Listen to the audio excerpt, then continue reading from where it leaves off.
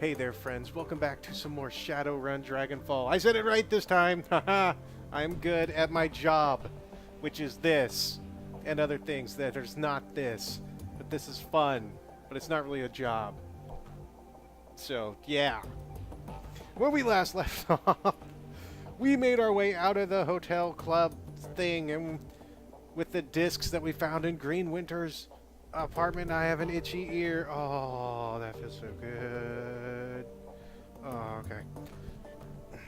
We made our way back to the Charisma Bazaar, and we have Blitz with us, who we picked up, not last one, but the one before. But anyway, he's with us.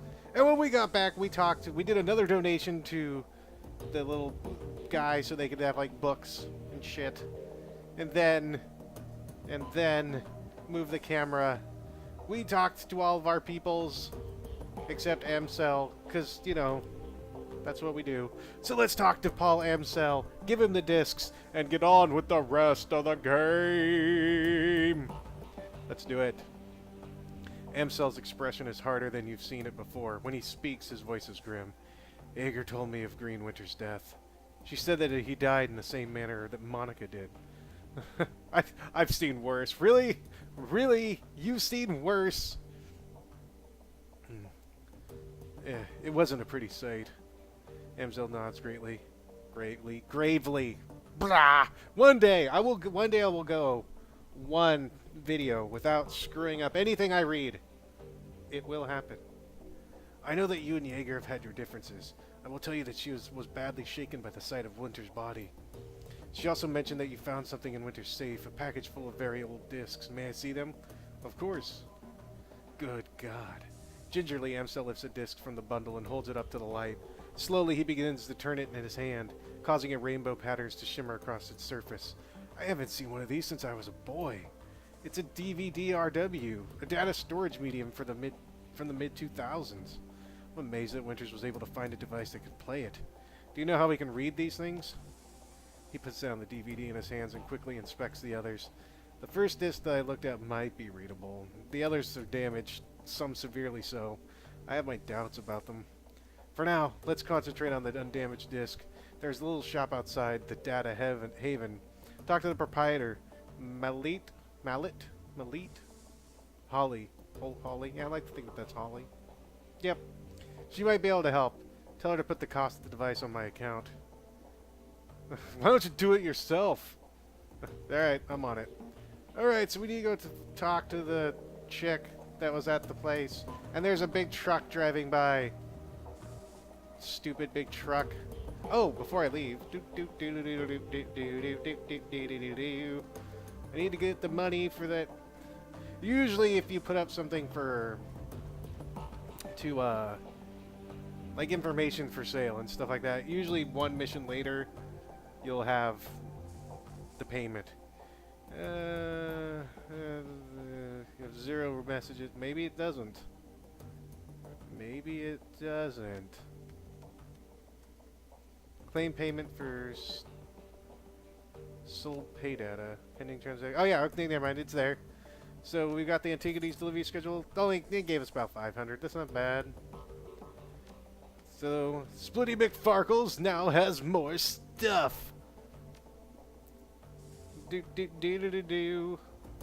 you guys are actually interested in like the personnel files and stuff in there, just let me know. I'll go over it. And you know, I just don't know if you guys are interested. It'll take a little bit, but it's up to you. Just let me know, and I will get on it. On top of it. All over it. Yeah. Yeah. Okay. Let's talk to you, Miss Holly. Welcome back. What can I do for you? Oh yeah, we could give her the broken drone. I acquired this drone. Totally didn't steal it. I acquired. Do you think you can help get it running again? My acquired broken drone? Yeah, probably. It might take a bit of doing, though. I love working on these old core drones. Can't make you any guarantees, but either way, it's on the house. I'll leave it in your hands. I'll start on it right now. See you later. Hey, hang on a second. There was something else I wanted to talk to you about. I'm looking for something that can play back a DVD-RW. Really? That's old tech. Very old, in fact. Just a moment, I'll go look. She turns to rummage through a bin of obsolete components at the back of her stall. Ah, yes, here we are. The dwarf wrestles a mid-sized flat-screen display from the bin. This display has old enough hookups to connect to a DVD player. RCA, you know, vintage. The player itself, though, this I do not have. You may wish to try your luck down at the junkyard. There's a scavenger there, a primitive man with a crude disposition. If anyone here in the Krazabraza can help you find your DVD player, he can, but he will almost certainly attempt to overcharge you for it. Well, that sucks. She takes a deep breath and smiles up at you. But you are not here for gossip. Shall we conclude our business? I can give you this away for, say, 200 new yen? Paul Amsel said to charge it to his account. Ah, very well. I'll have it packaged up and delivered to Herr Amsel straight away. Best luck finding your DVD reader. I wish you well. Yeah, packaged up. You're like literally 500 feet away. If less. I'm just spitballing here. You don't really need to package it up and, I don't know, airmail it or something. You just go right there. It's right there. Just saying. Just saying it's right there. Oh, and there's Cammy. Let's see what Cammy's doing. Hey, Cammy. She's one of my favorite characters. She tips an invisible hat. And that's my dogs barking. Why are they barking? Please stop barking. Actually, I think I know why he's barking. Probably at the mailman. Damn it. I'll be right back. And I'm back. It was actually kind of a funny sight seeing me hobbling after a crazed barking dog. 'Tis my life. 'Tis my life. So, we're back with Cammy. She tips an invisible hat. I think I've already said that. Don't remember. Hey there, remember me from the cafe? Name's Cammy. You looking for something? None of your business, kid. I totally don't want to talk to you right now. Well, who are you, for one thing? I'm Altug's ears and hands outside the cafe. Call me Cammy. I wear a couple hats, a barista, a gopher, keep my eyes and ears open. Let's just say I get on by trading stories. So I can count on you to hear what's going on? Like I said, only if you got something juicy for me, or if Altug wants me to tell you something, but that's rare. I may be his ears and hands, but he's got enough of a voice all by himself. So what's the story between you and Altug? She grins and winks lavishly at you. Oh, surely you've guessed. That lucky bastard! You're not serious. She laughs. I can't pull a fast one on you, can I? Well, I'll tell you the real story sometime. How about that? Right now, though, I have some errands to run. Come on over sometime. We can chat over a hookah or something, yeah? She lazily tips an invisible hat at you before turning her focus to a comm on her wrist. It's like, that lucky bastard. I wish I could tap that. No, you don't. My doggy! I have a doggy!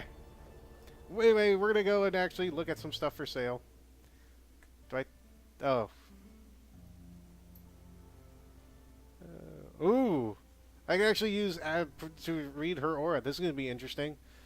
Selton McVickles, a pleasure as always. What can I do for you? I'm gonna read your aura. My third eye slides open, and you find yourself staring at nothing. Where the elf's aura should be, a hazy gray smear undulates instead. Absinthe's voice slides into your ears like a living thing. You won't catch sight of me that way, human. My true self is hidden, tucked away behind a veil of time and aether. Be thankful, you wouldn't like what you'd see. Your third eye slides shut again, involuntarily this time. Back in the material world, you find yourself rubbing your temples against a sudden headache. Feels like eye strain, only 1,000 times worse. Don't worry, the pain will fade in time. I wouldn't recommend doing that again, though. You don't need to worry about that. I won't try to read your aura again anytime soon. She nods. Believe me, it's for the best. I'm looking to buy some magic. Oh. I guess I need to talk to Algernon. Well, you want to still want to go out sometime? Get a coffee? I know a place. I got the 411 on it. The hookup. That's still a thing, right? The 411? No? Okay. Alright, Algernon. Hello again. How may I help you? I want to buy stuff. Because I have monies now. I have 2,000 monies. One willpower and one charisma.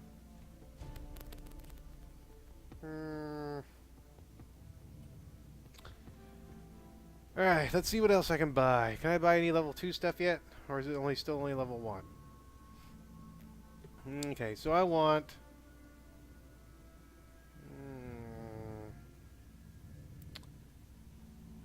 let's see...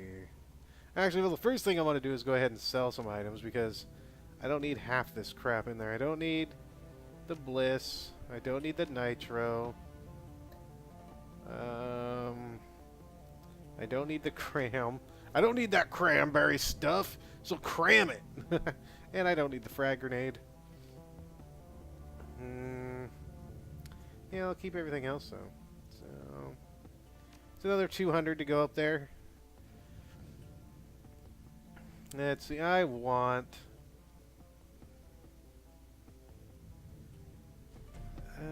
Lightning Bolt. Lightning Bolt's alright. I'm looking for the AoE stuff. Do I have AoE stuff yet? Do I have AoE spells? No? Nothing yet? I may wait then. Yeah, it doesn't look like I have AoE spells. So... exit. Yeah, I'll talk to you later, bro. The bro hear him. Well, okay, well, I still got money to save, so let's go ahead and go back. Not go back. Let's go and find that dude. Well, first thing what we gotta do is we gotta tip the hot dancer. Hey, Burbiz. Yeah, there's 15.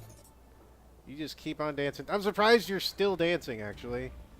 It's gotta be like the hell on the legs. Just saying. And he sells weapons.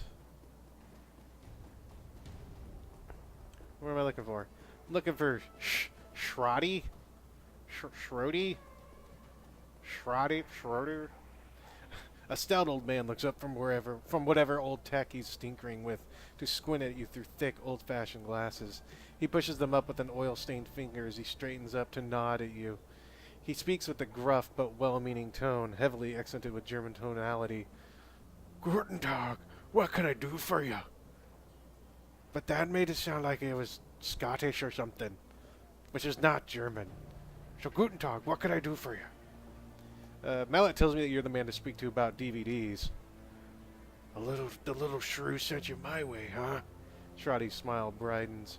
Well, wonders never cease. Well, introductions are in order, I suppose. Shrotty Buckman. Good old Buckman. At your service. The old man raises a grimy hand and salute. Need something salvaged? Some old components? That word? I'm indeed your man. Wonderful. How about that DVD player?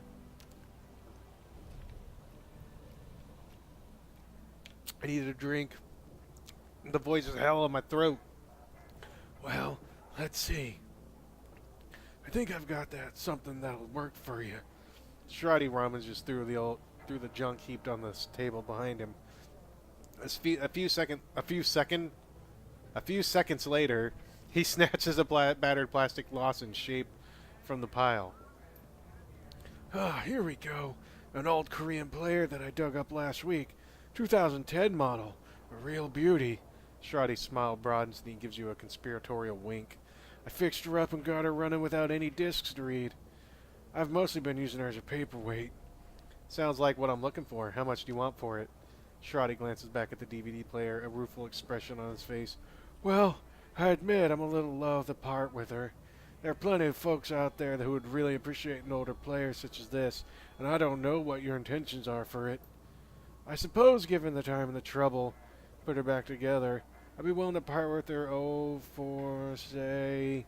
Shrotty's eyes dart to your gear, a calculated expression on his face. About 500 new yen? Well, something tells me I'm not going to be able to do this, but let's say, I can buy a new Trivid player for that. Ah, ha, ha, ha. Got it. I have Charisma 3. Yeah, but you can get one of those anywhere. You ain't going to find another of these anytime soon. But it's not like I got other offers to buy these every day. So I'll cut you a deal. How about 350? Now, how's 350 sound? Have that and you've got yourself a deal. I'm not over fond of your tone, but it's not every day I even get asked to sell any of my projects. That'll be 175 if you please. Here you go. So basically, I just spent what I just sold all that stuff for. So Shrotty gingerly, Shrotty, or is it Shrody? I like Shrotty. Gingerly picks up the ancient device from the table and passes it into your hands. The plastic is scuffed and worn, and it rattles a bit when you move it. Give her some good use, okay? So we've got that. There's one more person I want to talk to before we leave. Or before we go back. Where is she? I want to talk to Simmy. Shimmy, shimmy, shimmy. Shimmy, shimmy, Cocoa Pop. Warming herself in the dim light of the dying street lamp is a waif of a girl who looks too worn for her years. The Mother Superior. She says we will be 7 for me to care for. I need to see them. I wasn't aware. You're high as a kite, aren't you? 7 what? What do you have to care for? The captain's children. The Mother Superior says there are 7. She says I'm to be governess over to the children. You notice the chipjack poking out beneath the young woman's unruly hair. The vacant look in her eyes marks her as a likely BLT, or BLT, bacon, lettuce, and tomato junkie, a BTL junkie, lost between reality and any number of better-than-life virtual constructs. I need money to get back to them. Look, do you know Monica? Monica? She is one of the sisters at the Abbey? No, wait. Monica. A flicker of recognition fights through the haze in the young woman's eyes. Yes, Monica. She's good to me. Brings me food to eat and tea to drink. Not anymore, sweetheart. Something happened to her. Despite the woman's persistent delirium, she seems to get the meaning up from your tone. She died? While working on a job, yeah. The girl grips her head with the cow-like hands, tugging at her hair as if she might pull her brain out through her skull. I don't like this, but I can't switch it off. The girl's frail body shudders as her eyes grow large, but she does not sob. Instead, she smiles a sad smile, which looks to have been worn all too often. She will go to heaven. She told me. It is a place for good people, stillborn babies and childhood pets, and she was a good person. The girl then begins to mumble to herself while fingering the hair that covers the jack in her head. This story sounds familiar. Captain Von Trapp is very well known and respected. The poor dear lost his wife and the children their mother. A child should not be without a mother, and a mother should not be without a child. Have you seen the captain? I'm going to step away now. Yes, good. I need to rejoin the children. So, she's cuckoo for Cocoa Puffs. And we have Der Winkenkeller. I forget what this even is. Oh, it's like a bar. It's like the bar of the bars. The bars. Hey, is anybody in here who wants to talk? No, you guys just cooking? That's sweet. Make me a hamburger sandwich. Ha! Well, I go take a whiz. Oh, wait, I thought this was the bathroom. Never mind. Not going to take a whiz in there. Lucky strike. A young woman stands at the bar smoking a cigarette. You've seen her face before. Lucky strike. One of the mercenaries from Monica's files. A plume of blue-gray smoke spills from the corner of her mouth as she turns her attention to you. Hey, the distinctive circuit pattern tattoos that line her face shimmer at the pulse with light. You need something? Don't believe that we've met. I'm Stilton McFarkles. Yeah, I know who you are. She takes a drag on her cigarette. How you holding up, champ? I heard what happened to your boss. She wasn't just my boss. She was a friend. She smirks and then lets the smoke escape from the corner of her mouth. Yeah, well, sorry for your loss and all that. A lot of people still torn up about it. So, you need something or you're just going to stand there staring? Well, I mean, you do look cool, so I'm just going to stare. Why'd you bring up Monica? Do you know her?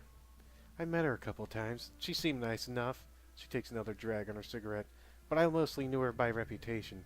You can't live in this Kias without hearing about the queen of the Krizabarzar Bazaar. She pauses, then slowly lets the smoke escape through her nostrils. Can't say that I was a fan. Whoa there! Monica didn't control the Krizabarzar Bazaar. Didn't she? She locks eyes with you. Then why did the place start falling apart the second she got geeked? Well, I mean, it's better than getting nerded. Wait, is geeked getting better than nerded? Or is nerded worse than getting geeked? I'm confused. She takes another drag on her cigarette. The smoke spills out of her mouth as she speaks. Either Monica controlled the Brazar, or she had her fingers in so many pies that she might as well have. Comes out the same either way. Lucky Strike taps out her cigarette and leans towards you, a predatory grin on her face. You and your friends, you followed Monica too? Obeyed her orders without question, right? Not without question. There were debates. At the end of those debates, Monica would put her foot down, and you'd wind up doing whatever she said, right? She smirks at you. Don't bother answering. It was a rhetorical question. For such a rabid anarchist, your friend seemed awfully comfortable being in power.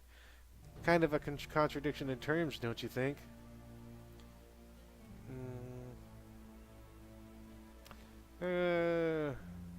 Well, fair point, but you aren't going to change my opinion about Monica. I wasn't trying to. Remarkable thing about living in a free society. We're all allowed to have different opinions. She shrugs. Don't take it personally. I'm sure you wouldn't like my friends either. One last thing, Selton McFarkles. I can't stop you from stepping into Phil Schaefer's shoes. You're already doing it, making all the same moves that she did.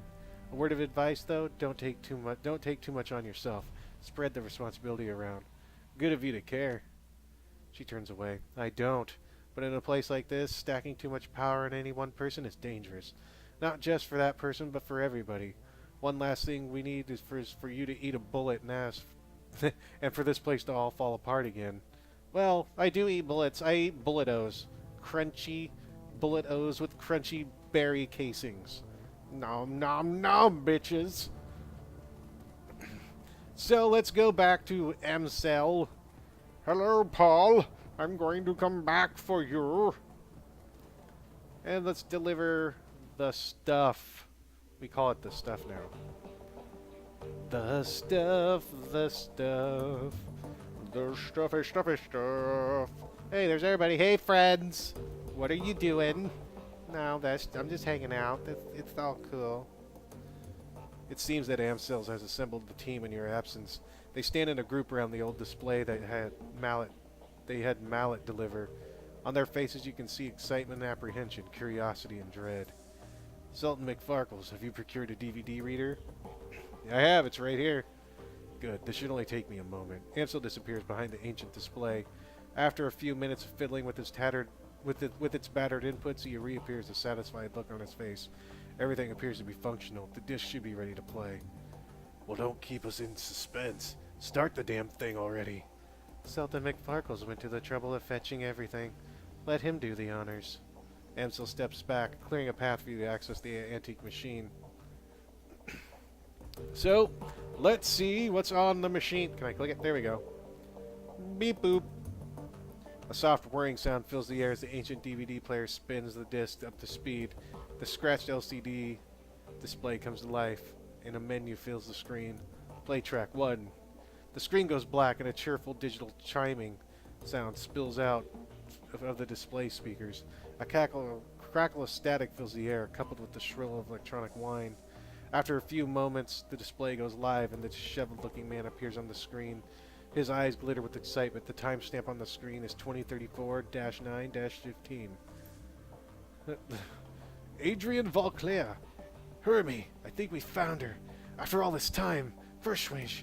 I knew there's Furschwinch. Furschwinch. I knew that she wasn't dead. His speech is jittery. You can hear the urgency in his voice. She survived in Dragonfall, just as I've always said. I knew it, and I was right. The screen explodes into static, and the electronic whine in the background sharpens to a needle-like pulse of a high-pitched sound. Somewhere in the background, Dante lets out a low whimper. The screen clears, and the excited face is closer to the screen than it was before. The words spill out of him in a breathless tide. Taking a team into the socks to retrieve her. The radiation be damned.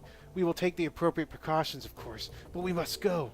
Hermie, I think that the body may be nearby as well. Somehow she survived for all this time. The screen explodes into static again, then clears. The figure flickers across the screen. May not be back for some time. Look after Mom, okay? I worry about her. And Hermie, stay safe out there. I know that things are heating up in Berlin, and I know you. Student protest, civil uprising. You'll be in the middle of it, I'm sure. Stay safe, all right? I'll do my best to do the same. I don't know what's going to happen when I step into the socks, but I do know one thing. If the Fire Wing is still in danger, I will put an end to her once and for all. The display goes black in the background, wine fades away. A moment later, you find yourself deposited back at the menu screen. Play track 2. The screen goes black for a moment, blah, blah, blah. Oh, then a figure appears on the screen. Your late client, Green Winters. His elbow is planted on the table that he's seated at, and his chin is in his palm. The other hand is wrapped around a bottle of cheap whiskey. The timestamp reads 2053, 12:25. That was the message Adrian left me. All those years ago, I cleaned up as best I could. Strange hearing his voice again. He pauses to take a long pull on the bottle. It's good to hear him, even if he did insist on calling me Herbie. Dr. Adrian Vauclair, the hero of the people, the Dragon Slayer, my brother. He grimaces and rubs his eyes. Hard to believe it's almost been 20 years. Alright, so I'm going to start recording these DVDs again. For me, for Adrian, for whoever might wind up watching them. Every time I do this, it winds up feeling like a waste of time. But I keep on doing it anyway, on the off chance that I'll find something important. If I stumble into the clue that leads to my brother, I'll know I'm going to want it on film. I've been doing this for almost 20 years now, after all. No sense of quitting now. Christ, 20 years. All this time and still no leads. Even with all my contacts and my resources. He takes another long swallow of cheap liquor. Even with my legendary bullheadedness, I've made no progress at all. I haven't turned up a single goddamn thing. Wanna hear something funny? Cuckoo, cachoo, cuckoo. That was funny. The closest I've gotten to a clue was a rumor. Apparently a team emerged from the Sox a while back. Nobody's clear on the name, but get this. He leans into the camera and gives a conspiratorial wink. Supposedly they vanished without a trace. He upends the bottle, drains it, slams it back down on the back down to the table. His eyes are rimmed with red. Not much of a rumor, considering I already know that you're gone, big brother. I live with that every day. Abruptly, Winters leans forward and reaches for something off screen. The display goes black. A few seconds later, the main menu returns. Track 3! There's a grinding sound from the DVD tray, and there's Green Winter's image appears on the screen. There's an eager look on his face. The timestamp on the video reads 2054, 10:12. Stumble upon this archival footage of the first... Is he still drunk? Is he still drunk? I think he's always going to be drunk. Of the first Wind's original attack. Months before the Dragonfall, easy to forget how devastating it was. Adrian saved a lot of people by bringing her down. I've got the footage all queued up to play. Starting it now. Additional comments to follow. The slow whir of the DVD player shifts to a high-pitched whine. A distorted, wavering image blooms into being on the screen. The timestamp in the upper right corner of the screen marks the date, July 6, 2012. It's difficult to make out what you're seeing at first. The scene is dark and smoky, and the telltale flashes of emergency vehicle lights flicker on the periphery of the screen. The camera pushes in, and you can make out two figures standing in a ruined landscape. All at once, the sound cuts in. Again, for those of you just joining us, we are coming to you live from Stolberg. A few hours ago, the Dragon First Range launched an unprovoked attack on the Sleepy Hars mountain town, and you can see the results behind me, fire, ashes, and blood. We are joined tonight by survivor of this latest and most horrifying attack. The reporter turns to a pale-faced man standing behind him. Sir, I understand that you've been through a terrible ordeal. Thanks to taking the time to speak with us tonight. The camera switches to focus to a middle-aged man, a haunted look in his eyes. He stammers in reply. Yeah, of course. Could you, sir, could you please tell the people at home about your experience of the attack? It was horrible, just pure chaos. So many people are dead. People I knew. Roasted alive. were trampled to death trying to escape. My own house was burned to the ground during the attack. My family, we have nothing now. And you all made it out through the attack, though. Your wife and your kids? Yeah, we all made it, thank God. We rode out to the attack in the smaller shelter. Me, my wife, and our 2 daughters. The shelter, it protected us, but the heat was just unbearable. We couldn't have stayed in there much longer than we did. How long were you holed up in there? 3, maybe 4 hours, I don't know. We just stayed inside until the heat died down and the screaming stopped. And what happened after that? When it was over, you know, when the air cooled down. The reporter nods and the man continues. We stepped outside. There was nothing left. Just the smoldering wreckage and this dense cloud of black, oily smoke. And the stench in the air. God, that smell. It smelled like roasting meat.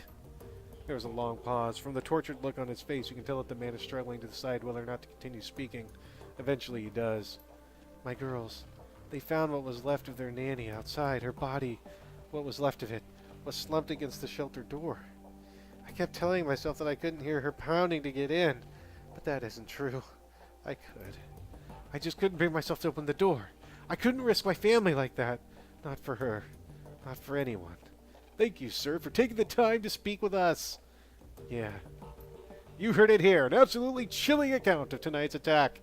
Again, the town of Stolberg has been reduced to ash, another victim of the fire wing. Stay with us for more up-to-the-minute reporting on First Wind's Reign of Terror. Greenwinter's face appears on the screen. Okay, it's time for a new approach. Adrian's a complete dead end. Alma is pretty clear by now. So I'm going to do some digging in the First Wind instead. Let's see where this goes. The screen abruptly goes black as the video cuts off. A few moments later, you find yourself returned to the main menu screen. Oh, I need more water. Through a straw. You probably heard the squeaking. I apologize. So we're going to play track 4. The DVD player ramps up to speed, filling the air with the shrill whining sound. Green Winters appears. It's 54:10:31. Well, that was a bust. Little progress of fires was either. Shakes his head. I don't know, it's weird. The information is there. It's just wrong somehow. It's too well laid out. It's too simple. Real life is messy. And this just feels a little too neat. That's not the only thing that's nagging at me. I'm getting that tingly feeling all up and down the back of my neck again. Could be a stroke. Not too sure. Feels like I'm being tracked. I'm no Matrix hotshot like Clockwork or Schaefer, but I'm good enough to know when someone's on my set because I stink really bad. Gotta install some new security measures like McAfee antivirus or Norton. Can't be too careful. Winter's image disappears and goes back to the menu. Track 5. The display goes blank for a moment, then the face of Green Winters winks into the screen. He is seated at a computer. Off to his left, an enormous monitor fills the screen. His voice carries an edge of panic. The timestamp on the video reads 20:54:11:9. Christ, I'm a little too close for something. There's a trail of bodies, and there's disappearances. Gearbox, Martian, Peregrine, they've all disappeared within the last few years. Gearboxes went AWOL yesterday, and they were all making the same sorts of inquiries about Firewing that I've been. There are ghost stories spreading around the Decker community. Stories about Deckers disappearing and then showing up later, but wrong somehow. Scary stuff. I'm starting to think that it's true. Blitz leans in to whisper to you. I know these stories he's talking about, Chief. Never really put much stock in them. Not until now. Could the rumors be related to what's happening here? Am I being paranoid? He pauses for a moment as if seriously considering the question. Then he shakes his head and slams his fist on the table. No, I don't think so. Something big is happening here, and I'm right in the middle of it. Jaeger cuts in. That's a bit of a leap. The other thing, Tolstoy told me a story about a guilty that might be related to this. Apparently a doctor named Hellbore posted a theory about versus wins to the Shadowrun BBS about 5 years ago. About an hour later, a mil-spec team showed up in meat space and cooked her entire apartment with her in it. What if Toy Story told me it was true? Hellbore live posted the event. She described her killer, this great big orc with skin grafts. Then the whole thread disappeared. Gone without a trace. Leap. Jaeger love. Sounds like he's on the right track to me. Jaeger holds her silence but concedes the point with a small nod. On the screen, Winter pauses. He looks like he's working up to something. Finally, he speaks. I'm just gonna go ahead and say it. This has gotta be Professor's win. All of it. Adrian was right about her. She's still alive, and she's out of the socks. She's covering her tracks, working the shadows, preparing to rise again. And that means I have to find you, Adrian, for everyone's sake. Thankfully, I've got a lead for the first time in 2 decades. I've got a solid goddamn lead. I've backtracked all of the Matrix nodes that Hellbore was looking into, back to before she got cooked. Whoever's been purging the Matrix didn't think about that. And I found that she turned up. Winter stabs a few keys on his keyboard, and an image expands to a full screen on his monitor. A satellite photo of rural landscape annotated with GPS data. A set map coordinates. Now I've got a target. A place to start digging. The Harfield Manor. Conveniently located on an isolated stretch of countryside, miles away from prying eyes. Matrix records indicate some sort of data vault exists beneath the estate, so that's what I came to get into. And this is where we came in. As if on cue, a familiar image winks under the monitor to Winter's left. Monica. I think I'm gonna tap Schaefer for this job. She's got the skills to bypass whatever security they're running out there, and she's gullible enough to take the job in the first place. All fears and lie about Flux Day security, and she'll eat it up with a spoon. I warned her. Amsel's voice is choked with rage. I warned her! On the display, Winter's mouth parts into a broad grin. Time to put plans into motion. By this time tomorrow night, I should have the information that I need. And on the off chance that Schaefer gets taken out, well, that'll tell me something too. Can't make an omelet and all that. Till then. Winter's image disappears, then goes black. A few seconds later, the main menu returns. Track 6. When you play the 6th track, a small video window appears. You recognize the scene in the window. You are looking at the tattered drapes and nicotine-stained wallpaper of Winter's hotel room at Das Kesselhaus. The timestamp of the video reads 24:11:10. There is a blur of motion, and the haggard form of Green Winters lumbers into frame. Suspicious confirmed. Schaefer's dead. Christ. Winters reaches a shaking hand off camera. A moment later, he returns, clutching a cheap plastic drinking glass. He gulps it down, wipes his mouth with the back of his hand, and takes a deep breath. Okay. Back up. Slow down. Start from the beginning. Winters closes his eyes and makes a visible effort to calm himself. When he speaks again, his voice is steady. Got the call from my contact at the Carissa Bazaar. Schaefer killed on the estate run. Matrix security at the estate cooked her brain. Considering Schaefer's skill and experience, on site IC must have been extreme. Even by Berlin standards, security of that kind of costs money. Real money. Given the evidence uncovered so far, corporate involvement unlikely. The connection to the fire wing is too strong. So let's come right out and say it. The dragon is what we're dealing with here. And the smart buddy says that she's coming for me next. Well, I won't go without fight. I still got my contacts, still got my connections, and the flux state could be a hell of a weapon for a man who knows how to manipulate it. Winters takes another long pull from his glass, grimaces and swallows. Time for me to make my play. Ghost stories or no. Missing doctors or no. I gotta jack into the Matrix to start pulling strings. The countermeasures that I installed earlier should be more than enough to keep me safe. For the 20 minutes I'll be in there. Winters drains the rest of the glass and tosses it back over his shoulder. A moment later, you hear the dull, clattering sound of hard plastic on linoleum. Schaefer's death was tragic. She was the staunch supporter of the F state, but still all things considered.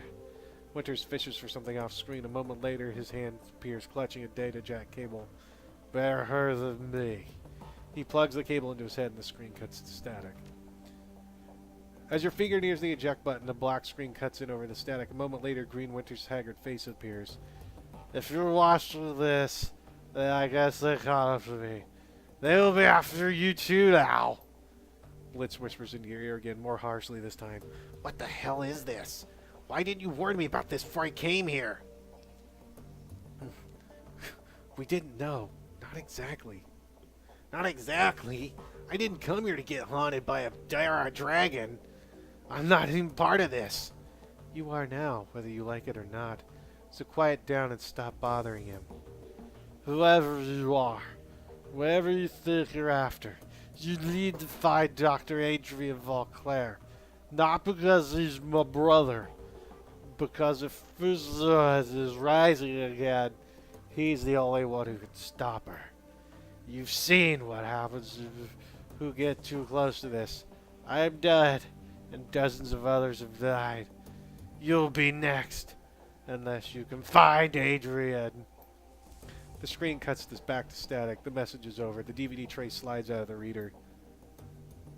And we will talk to more of the people next time on Shadowrun Dragonfall. What are we going to find out? What do we need to do next? Will we be able to find Adrian? And that dude was really drunk in the DVDs. Till then, guys, you all take care and have a good one.